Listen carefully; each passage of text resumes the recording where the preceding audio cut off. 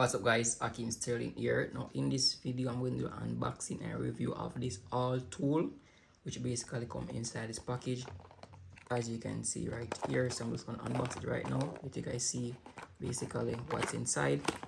So inside, as you can see right here, we have four of the all tool that come inside. As you can see, four of them. And basically, as you can see, we have the wooden finish right here, which is basically varnish, looking pretty neat. And right here we have the metal steel right here, which is basically stainless steel.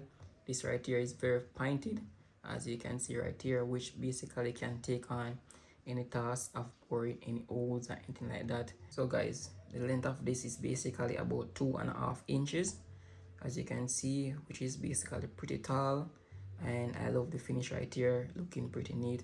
And this basically will last you a long time, and very sharp, as you can see, very pointed. And we have at least four of them inside right here. I'm loving this right here. The handle feel that it can have a bit of grip. As you can see, this is about 1.5 inch, which feel really great. I love the finish right here. I love the build quality of this, and it feel very great. So if you're looking for any old tool, this is one of the greatest choice that you can look into if you want to get one of these. So thank you for watching, and I hope you find this video very helpful.